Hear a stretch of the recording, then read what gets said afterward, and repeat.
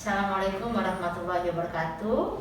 Selamat pagi dan salam sejahtera untuk kita semua.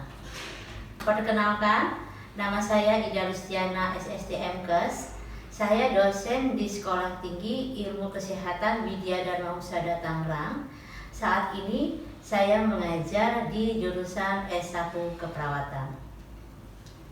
Saya menyelesaikan pendidikan D4 Kebidanan di Stikes Karimun Batam pada tahun 2009 dan menyelesaikan program pendidikan S2 Kesehatan Masyarakat dengan peminatan Kesehatan Reproduksi di Universitas Muhammadiyah Jakarta tahun 2016.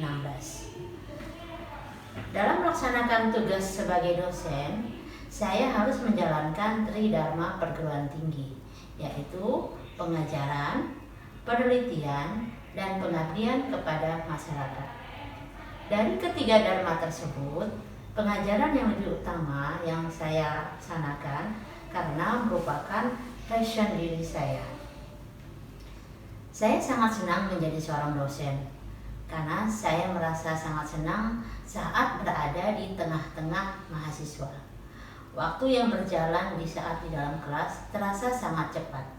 Antusias mahasiswa terhadap materi yang saya sampaikan meningkatkan motivasi dan semangat saya dalam memberikan materi di kelas. Dalam pengajaran, selain saya memberikan ilmu untuk mahasiswa, saya juga mengupayakan perubahan karakter dan kebiasaan dari mahasiswa. Setiap memberikan pengajaran di kelas, saya memberikan materi yang sesuai dengan RPS yang sudah dibuat di awal semester.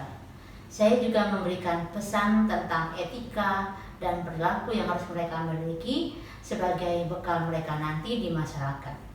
Karena mahasiswa selain memiliki ilmu juga harus diiringi dengan karakter yang baik, sehingga di saat mereka berada di tengah-tengah masyarakat dapat memberikan kepercayaan masyarakat terhadap ilmu dan praktek yang mereka miliki. Di dalam kelas, selain materi yang saya ajarkan, saya juga memberikan kebebasan kepada mahasiswa untuk membahas permasalahan di luar materi yang disampaikan. Berbagai pengalaman dengan mahasiswa terhadap peminatan yang mereka inginkan. Untuk meningkatkan kualitas pengajaran, dalam pelaksanaan pengajaran, saya menggunakan metode Student Centered Learning, simulasi, role play, dan pembahasan studi kasus. Media yang saya gunakan selama pembelajaran adalah materi yang sudah disiapkan sesuai dengan RPS yang dibuatkan di awal semester. Saya juga menggunakan media audiovisual berupa video praktikum, modul pembelajaran, daftar tilik, dan demonstrasi. Mata kuliah yang saya ampu adalah asuhan persalinan, keperawatan maternitas, dan keperawatan maternitas 1 dan 2. Dalam penyampaian materi pembelajaran, saya menggunakan ceramah, diskusi, simulasi praktik, role play, dan melakukan bedah kasus. Nah, selama masa pandemi ini, perkuliahan tidak bisa dilakukan dengan tatap muka, sehingga saya membuat suatu langkah-langkah baru sehingga saya masih tetap terus bisa melaksanakan pembelajaran, sehingga saya melakukan pembelajaran perkuliahan dilaksanakan secara daring atau online dengan melalui tatap maya. Saya lakukan dengan melalui via Zoom, via Zoom atau Google Meet. Selain itu juga saya melakukan diskusi pembelajaran di Google Classroom, dan terakhir ini saya sudah menggunakan media diskusi atau pembelajaran saya dengan menggunakan e-learning yang sudah difasilitasi di Stikes Widya Dharma Husada yang bernama LMS Jaring Stikes. Sedangkan untuk materi praktikum, saya laksanakan dengan membuat video pembelajaran. Dalam pembelajaran e-learning, sebelum mahasiswa membuka forum diskusi, mahasiswa wajib mendownload materi yang sudah saya kirim di LMS Jaring Stikes. Membuka video dan artikel yang dikirim di Janistikes, mahasiswa memulai dengan membaca, menonton, dan memahami materi yang sudah saya sampaikan. Kemudian setelah itu baru dilanjutkan dengan diskusi di forum diskusi. Nah, di forum diskusi, mahasiswa saya wajibkan untuk minimal memberikan 2 kali komentarnya. Baik itu memberikan pertanyaan ataupun menanggapi pertanyaan-pertanyaan dari teman-temannya. Setelah mahasiswa melakukan diskusi di jaring Stikes, saya pun akan mengkoreksi dari diskusi yang tidak terjawab atau dari diskusi yang tidak sesuai dengan pembahasan atau yang tidak mereka pahami. Saya akan luruskan, saya akan tanggapi dengan menanggapi sesuai dengan materi yang saya sampaikan.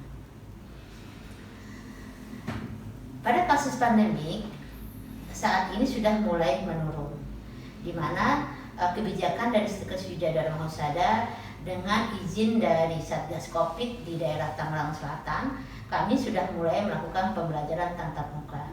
Di mana pembelajaran tatap muka ini kami mulai dengan pembelajaran praktikum yang dilakukan di laboratorium yang ada di Stikes Wijadharma Husada, tetapi dengan menerapkan prinsip-prinsip protokol kesehatan.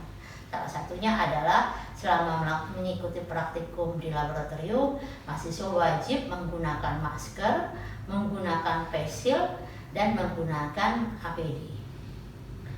Pelajaran praktik pelaksanaan pembelajaran praktik ini dilaksanakan di laboratorium, baik itu di laboratorium kebidanan maupun di laboratorium keperawatan. Keterampilan praktek klinik di laboratorium yang saya sampaikan tidaklah sulit, karena pengalaman saat saya berada di lapangan atau saat saya bekerja di rumah sakit atau di klinik bisa dengan nyata saya sampaikan kepada mahasiswa. Pengalaman-pengalaman kasus yang saya temukan di lapangan bisa dengan mudah saya berbagi dengan mahasiswa, sehingga bisa atau kami dapat kami lakukan diskusi-diskusi untuk membahas beberapa kasus-kasus yang kami temukan, ataupun saya menggali dari mahasiswa, kemungkinan mereka juga mendapatkan kasus-kasus yang mereka temukan di sekitar mereka. Contohnya seperti di keluarga, di tetangga, dan lain sebagainya. Nah, itu bisa kami angkat dan kami diskusikan di dalam pembelajaran praktik di kelas atau di laboratorium. Selain di kelas, saya juga melakukan bimbingan praktek klinik yang dilaksanakan di luar kampus, yaitu di klinik, di rumah sakit, dan puskesmas. Mahasiswa juga diberikan kebebasan untuk mencari lahan untuk mereka magang di luar jadwal yang sudah ditentukan dari pihak kampus. Bimbingan yang saya berikan kepada mahasiswa saat turun ke lahan praktek dimulai dengan persiapan. Mahasiswa dipersiapkan dulu mulai dari keterampilan yang sudah mereka miliki. Mahasiswa yang akan turun ke lapangan atau turun ke praktek klinik harus lebih dahulu memenuhi syarat-syarat. Salah satu syarat mutlaknya atau syarat wajibnya adalah mereka harus lulus di mata kuliah yang ada praktikumnya. Sebelum turun ke lapangan, mahasiswa diberikan pembekalan, mulai dari pembekalan dengan kesiapan mental mereka, keterampilan yang sudah mereka miliki, kemudian juga disiapkan juga dengan modul-modul praktek, logbook mahasiswa, dan target-target yang akan mereka capai selama mereka menjalankan praktek klinik. Setelah pembekalan diberikan, mahasiswa siap turun ke lapangan. Di saat mahasiswa di lapangan, saya bekerja sama dengan pembimbing lahan praktek atau CI lapangan untuk memantau dan membimbing serta memberikan arahan selama mereka di lapangan. Adapun kegiatan selain itu ada kegiatan pembelajaran komunitas atau kegiatan praktik klinik komunitas yang juga dilakukan di lapangan, yaitu di masyarakat secara umum. Saya sebagai dosen juga melakukan bimbingan terhadap mahasiswa dalam kegiatan tersebut. Kegiatan tersebut juga disebut atau dikenal dengan istilah Pembangunan Kesehatan Masyarakat Desa atau PKMD. Pada kegiatan ini, mahasiswa diberikan bimbingan untuk mengajukan proposal dan izin pelaksanaan kegiatan tersebut. Mahasiswa diberikan kebebasan dengan arahan-arahan dari saya sebagai dosennya untuk mengajukan izin-izin dari aparat setempat. pada masa saat pandemi ini, kegiatan praktek komunitas ini tetap bisa kami laksanakan secara virtual. Saya sebagai dosen memberikan bimbingan dan memberikan arahan bagaimana mahasiswa mengembangkan praktek secara virtual tanpa mengurangi tujuan atau target yang akan dicapai. Membantu mahasiswa untuk memfasilitasi mengajukan izin-izin ke aparat setempat. Lahan praktek yang kami gunakan untuk praktek komunitas adalah desa atau kelurahan yang berada di sekitaran Tangerang Selatan dan Tangerang Selatan, seperti di daerah Pamulang dan Serpong. Demikianlah kegiatan pembelajaran, baik itu pembelajaran di kelas, pembelajaran di laboratorium klinik, dan juga pembelajaran di lapangan. Selain itu juga, setelah melakukan pembelajaran, saya juga tidak lupa melakukan evaluasi akhir. Evaluasi akhir ini adalah untuk menilai seberapa jauh keberhasilan mahasiswa dalam mengikuti pembelajaran tersebut. Evaluasi yang saya gunakan pada pelaksanaan pembelajaran teori ini adalah menggunakan evaluasinya adalah dengan melakukan kuis, kemudian melakukan UTS UAS, serta melakukan dan untuk menilai penilaian terhadap praktek klinik di laboratorium itu melakukan penilaian dengan melakukan ujian OSCE. Ujian OSCE ini dilaksanakan dengan tahapan-tahapan, diawali dengan pembahasan kasus.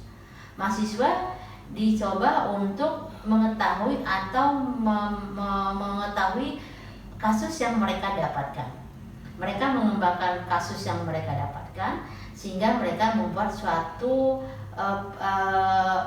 perencanaan atau implementasi yang harus mereka berikan kepada pasien. Implementasi atau intervensi yang mereka lakukan inilah yang akan kami lihat dalam praktek klinik ujian tersebut.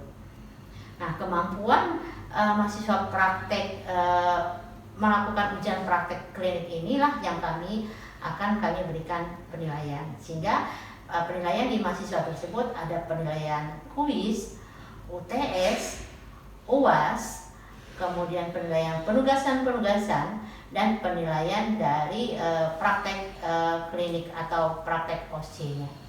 Nah, dari masing-masing ini diberikan bobot dari masing-masing penilaian tersebut. Nah, untuk penilaian di klinik lapangan atau di lahan, nah itu juga kami menggunakan penilaian. Penilaian dilakukan oleh CI lapangan atau pembimbing lapangan, juga dilakukan oleh pembimbing dosen yang ada di kampus, salah satunya saya. Setelah mahasiswa melakukan praktek klinik di lapangan, mahasiswa kembali lagi ke kampus dan juga dilakukan evaluasi akhir dari praktek klinik di lapangan. Nah, itu juga dilaksanakan ujian OSCE yang sama seperti dengan ujian klinik tadi. Itu sebelumnya mahasiswa diberikan suatu kasus yang saya buat sesuai dengan kasus yang berada di rumah sakit. Kemudian mahasiswa menelaah kasus tersebut, membuat suatu asuhan-asuhan yang mereka berikan, mulai dari melakukan pengkajian, kemudian melakukan penegakan diagnosa, kemudian melakukan perencanaan, pelaksanaan, dan melakukan evaluasi akhir dari pelaksanaan kasus tersebut. Kemudian dari perencanaan atau intervensi yang mereka dapatkan itu, nah itu yang kami ujikan dalam klinikalnya atau praktiknya. Nah, mungkin itu saja yang bisa saya sampaikan pada pernyataan diri saya. Saya ucapkan terima kasih dan saya akhiri. Wassalamualaikum warahmatullahi wabarakatuh. Selamat siang.